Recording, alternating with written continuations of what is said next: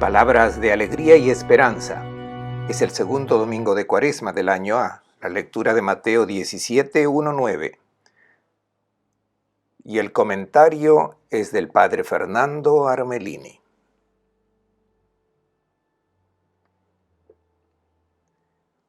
Un buen domingo para todos. Todos los años, en el segundo domingo de Cuaresma, se nos ofrece el relato de la transfiguración de Jesús en la montaña. ¿De qué se trató? Quizás fue un milagro que Jesús hizo para mostrar algo del paraíso a 3 de sus discípulos, no a todos, solo a 3 privilegiados. Si esto fuera así, si se tratase de esto, el texto del Evangelio de hoy no tendría mucho que decirnos, a no ser suscitar un poco de envidia con Pedro, Santiago y Juan. Pero no se trata de eso. La narración de la experiencia espiritual intensa e inquietante que hicieron 3 discípulos de Jesús fue otra cosa. Probablemente fueron estos 3 los más preparados para comprender e interiorizar lo que el Maestro quería mostrar sobre su identidad propia. Jesús no era el Mesías que ellos esperaban, y comprender al Mesías de Dios, que era Jesús, no les fue fácil. Solo estos 3 que quizás comenzaron a intuir alguna cosa más sobre Jesús, algo más que los demás, en una experiencia espiritual en la cual Jesús los introdujo. Para describirla, el evangelista recurre a imágenes bíblicas. Y esto hay que tenerlo presente, de lo contrario se pierde el mensaje. Nosotros trataremos de descubrir el significado de estas imágenes. La razón por la que Mateo ha redactado esta página no es para contar otro episodio de la vida de Jesús, no. Ha querido ofrecernos la oportunidad de que nosotros hoy hagamos la experiencia que estos 3 discípulos han hecho sobre la montaña. Si no llegamos a contemplar el rostro transfigurado de Jesús, no lograremos darle la adhesión para ser sus discípulos. O sea, no tendremos la valentía de traducir en la práctica su propuesta de vida. Es indispensable que nosotros hagamos esta experiencia de la transfiguración de Jesús. En el texto de hoy, el evangelista quiere introducirnos en esta experiencia. Escuchemos la narración.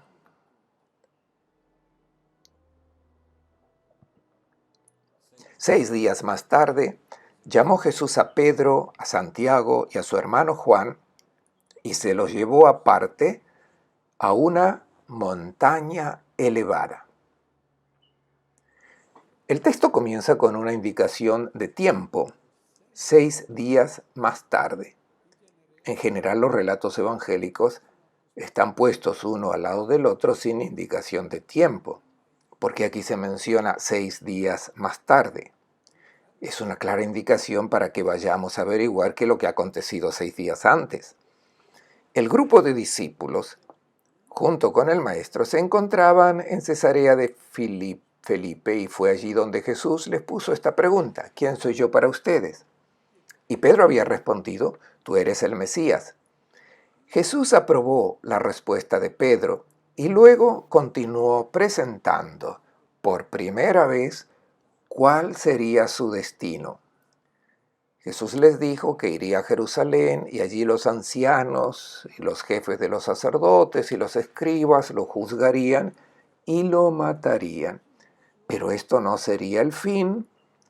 Su muerte sería para un destino glorioso, la resurrección.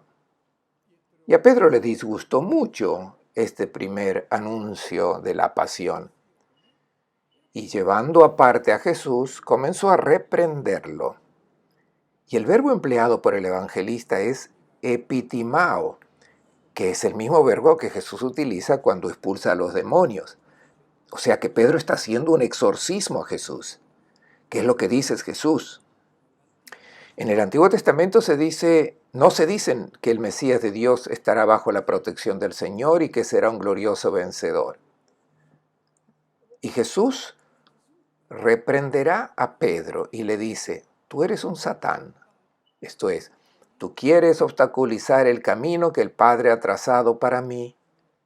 Vete detrás de mí, no te pongas delante para mostrarle el camino, vete detrás de mí, Satanás.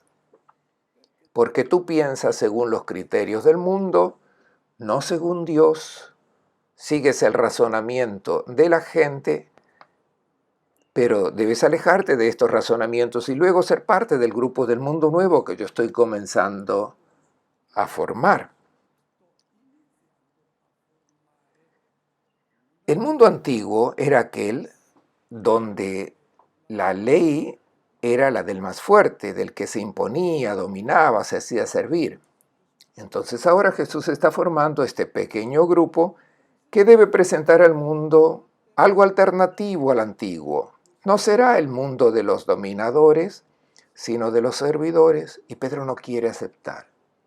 ¿Qué hace Jesús? Toma un grupo de sus discípulos, probablemente a los más preparados para aceptar esta novedad, y los lleva a la montaña. Y aquí comienza la presentación de las condiciones necesarias si queremos ser introducidos en esta experiencia del descubrimiento del rostro glorioso de Jesús, o sea, de su transfiguración. Y la primera condición es la de dejarse acompañar por él en ir a la montaña. La montaña no es una colina, dice que es una montaña alta, o sea, que llega hasta el cielo, hasta Dios. En la Biblia, la montaña indica el mundo de Dios. Si se quiere encontrar al Señor, si se quiere aceptar su pensamiento, su manera de evaluar, de juzgar, es necesario desconectarnos con la llanura donde está toda la gente, donde circulan cierto tipo de discursos, de razonamientos, que nada tienen que ver con la manera de pensar de Dios. Pedro piensa según el común de la gente porque está en la llanura, y por eso ahora Jesús lo acompaña junto con Santiago y Juan a la montaña para introducirlo en la manera de ver el rostro de Jesús según la luz de Dios. Jesús se aleja de la llanura. Y si nosotros queremos hacer esta experiencia, si nosotros no vemos este rostro transfigurado, el texto del Evangelio de hoy no nos sirve para nada. Debemos hacer esta experiencia, por tanto, dejémonos acompañar a la montaña, apartémonos de la manera de juzgar de la gente. La segunda condición lo lleva aparte. Y esto es lo que nosotros estamos invitados a hacer. Si se quiere hacer una experiencia de comprender el pensamiento del Señor, es necesario hacernos un espacio donde nos aislemos del ruido, de la confusión, incluso de las preocupaciones de la vida cotidiana, que son importantes. Pero es necesario entrar en momentos de silencio, de soledad, para poder pensar en lo esencial de la vida. Cuando estamos totalmente absorbidos por los problemas de la vida material, de la agitación, del estrés, se acaba por no tener ya más tiempo para reflexionar y para pensar. Escuchemos ahora lo que sucede a aquellos que mantienen estos momentos de intimidad con el Señor, se apartan del mundo, del modo de pensar de la gente y se dejan envolver en los pensamientos de Dios. Delante de ellos se transfiguró. Su rostro resplandeció como el sol y su ropa se volvió blanca como la luz. De pronto se les aparecieron Moisés y Elías conversando con él.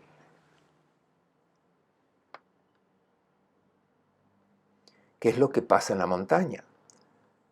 Los 3 discípulos ven transfigurado a Jesús. El verbo que se emplea es metamorphomai, que quiere decir que han asistido a una metamorfosis de Jesús. Sabemos lo que es la metamorfosis. El gusano aparece a la vista como algo despreciable, repugnante, pero esa no es su identidad. Es una mariposa, por tanto, graciosa, bella, encantadora. En su anuncio del destino que le esperaba, Jesús a la gente apareció como un fallido, a los ojos de todos aquellos que están en la llanura y que califican a una persona exitosa según sus criterios, según los criterios de este mundo. Y Jesús no era particularmente atractivo. Se había presentado como el siervo del Señor, mencionado por el profeta Isaías, despreciado, rechazado por la gente, hombre de dolor que conoce el padecer, uno que ante su presencia la gente se cubre el rostro porque se espantan cuando lo miran, despreciado, no se le tiene ningún aprecio, estima, y juzgado como un ajusticiado, como castigado por Dios. No es una persona a la cual hay que admirar según los criterios de este mundo. ¿Y qué pasa sobre la montaña? Los juicios y evaluaciones cambian, se dan vuelta. Allí se ve la verdadera identidad de Jesús. Esto es lo que descubrieron los discípulos. Jesús debía pasar por lo que la gente ve como un fracaso para llegar a mostrar su verdadera gloria, que es la gloria del que ama. Y aquí se emplean dos imágenes bíblicas para presentar esta morfosis a la cual ellos han asistido. Su rostro resplandeció como el sol. El sol es la imagen de la gloria de Dios por la plenitud de luz que posee y especialmente por su incorruptibilidad. Las manchas solares fueron descubiertas por Galileo, pero antes se creía que el sol era perfecto e incorruptible. Esta es la imagen, como viene presentado, el rostro auténtico de Jesús, como el de Dios que es sol, así dice el Salmo 86, y envuelto de luz como de un manto, dice el Salmo 104. Luego la vestidura blanca. Su ropa se volvió blanca como la luz. El color blanco es la característica del mundo de Dios porque siempre hace referencia a la luz.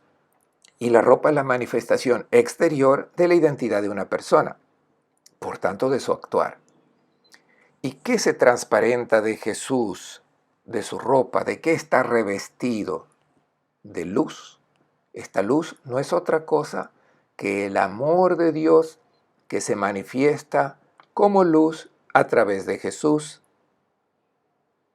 Y en nadie, como en Jesús, se ha manifestado esta luz del amor de Dios. Estas imágenes de la luz aparecen también en la Pascua. El ángel del Señor que desciende del cielo hace rodar la piedra y se sienta sobre ella, y su aspecto era fulgurante y su ropa blanca como la nieve. Esta luz es la señal de la presencia de Dios, y la presencia de Dios en Jesús es perfecta. Era el mismo Dios que se manifestaba en toda su gloria. La gloria de Dios no son los éxitos humanos, es la manifestación de su amor. Y ahora el evangelista trae escenas dos personajes del Antiguo Testamento, Moisés y Elías. ¿Por qué aparecen estos personajes en el relato de la transfiguración? Porque ambos, Moisés y Elías, han subido al monte, como lo han hecho los discípulos, y subieron al monte para ver la gloria de Dios, pero no la han visto. Intuyeron algo, pero no han visto la gloria de Dios, porque la gloria de Dios solo se ve en la montaña cuando se encuentra a Jesús. En él brilla la plenitud, en plenitud la gloria de Dios. Moisés le había pedido al Señor, muéstrame tu gloria. Y el Señor respondió, tú no puedes ver mi rostro, pues nadie puede ver mi rostro y permanecer vivo. Y Moisés entra en la gruta y Dios pone sobre su rostro su mano y le dice, me verás cuando haya pasado, verás mi espalda, pero no puedes ver mi rostro, no puedes contemplar la gloria de Dios. Y también es el caso de Elías. También él había huido porque estaba perseguido por Jezabel, pues había matado a los sacerdotes de Baal, Elías. Y Elías pensaba haber hecho una cosa buena porque la imagen de Dios que tenía Elías era la del Dios que triunfa, mostrando su poder. Luego se había escapado al desierto y se había disgustado con Dios, pues le decía que no estaba de su parte en contra de Jezabel. Esta era la imagen de Dios que Elías tenía en mente. No había visto el verdadero rostro de Dios, de ese Dios que manifiesta su gloria en el amor, no en el abatimiento de los enemigos, como él pensaba. Y Elías sube a la montaña. Y allí sucede su conversión. La conversión de la imagen de Dios que él había cultivado. El terremoto, la manifestación a través de la fuerza, y así imaginaba la fuerza de Dios. Pero no, Dios no estaba en el terremoto, Dios no estaba en el fuego, Dios no estaba en el viento impetuoso que hasta levantaba las piedras. Y luego apareció una brisa suave. Y Elías se cubre el rostro porque estaba pasando la gloria de Dios que él aún no podía ver. Entonces solo en la montaña existe el diálogo. Se confrontan con Jesús. La imagen que los apóstoles tenían de Dios debía confrontarse con la revelación verdadera de la gloria de Dios, que no es la del poder, sino la del amor.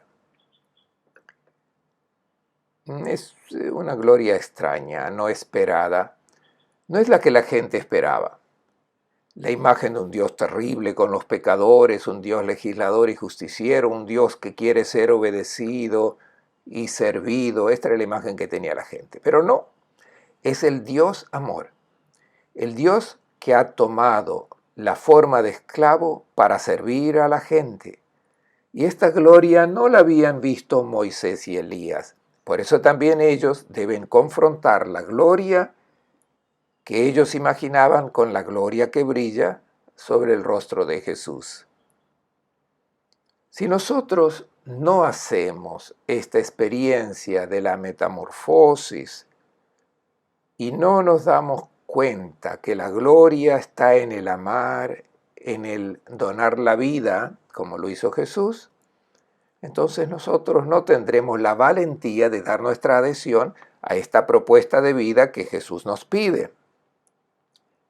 Escuchemos ahora la reacción de Pedro frente a esta revelación que él no se esperaba, de frente a esta metamorfosis del esclavo que ahora viene presentado a la luz de Dios como el Señor.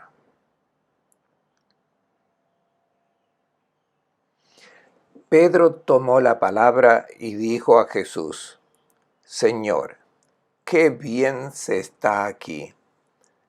Si te parece, armaré 3 chozas, una para ti, otra para Moisés y otra para Elías. Todavía estaba hablando cuando una nube luminosa les hizo sombra y de la nube salió una voz que decía, Este es mi Hijo querido, mi predilecto, escúchenlo.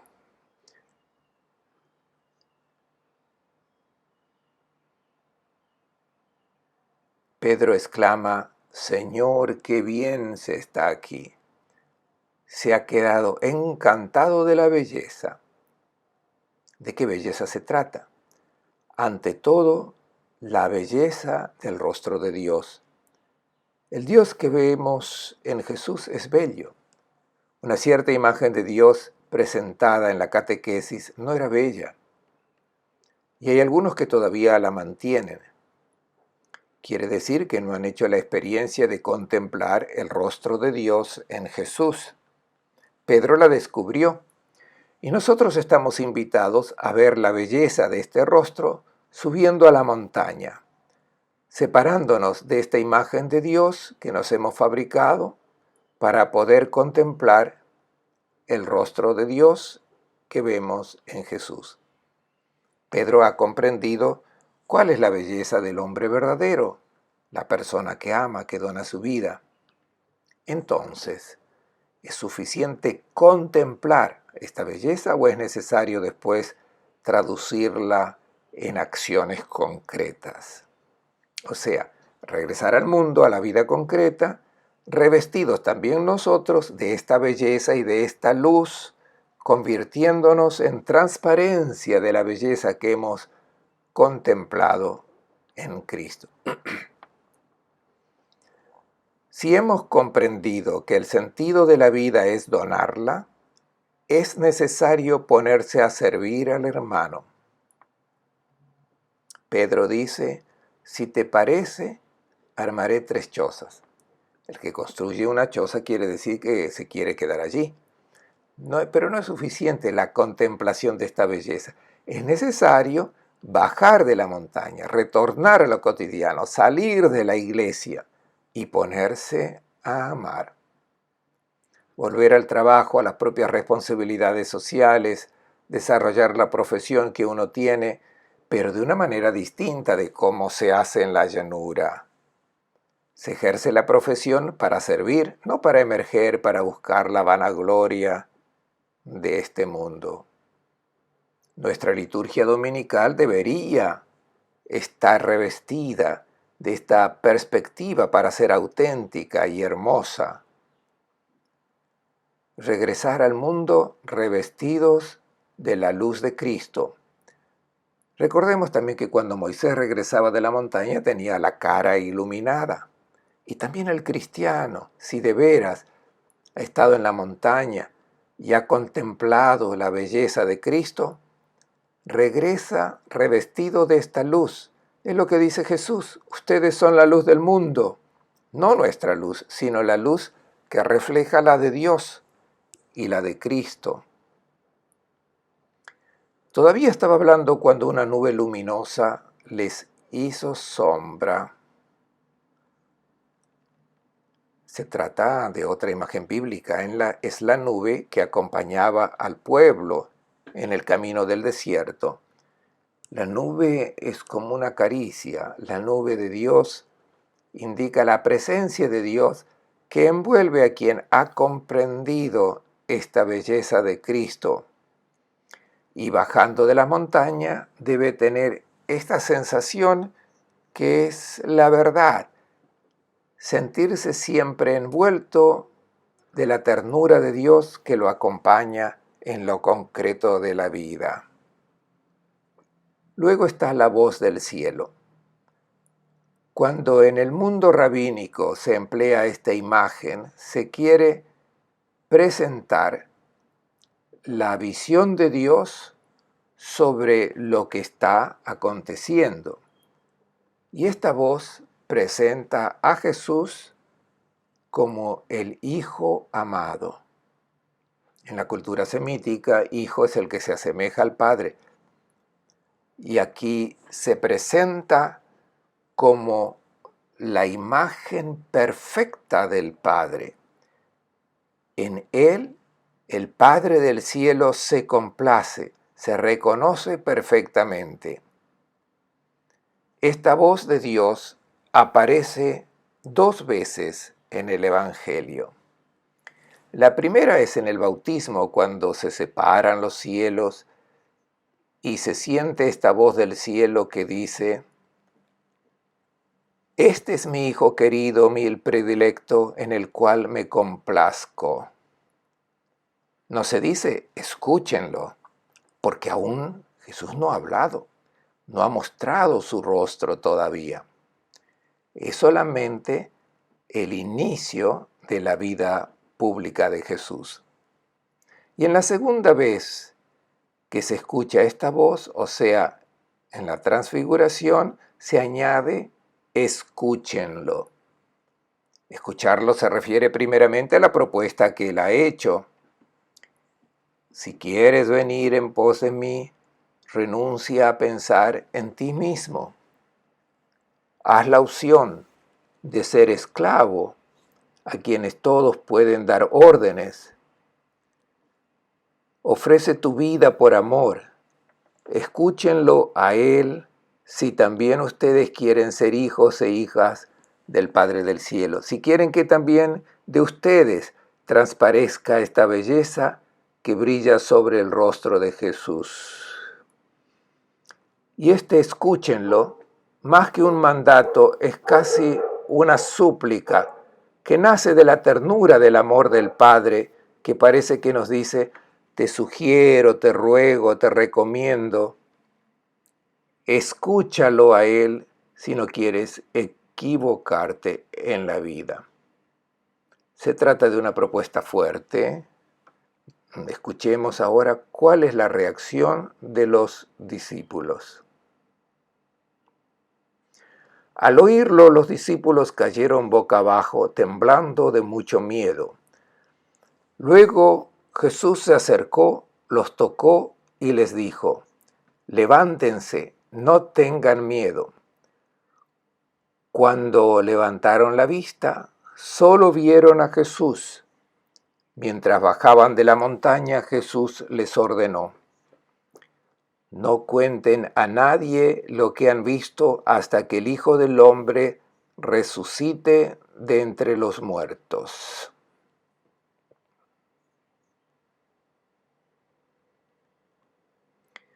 Los discípulos cayeron boca abajo temblando de mucho miedo.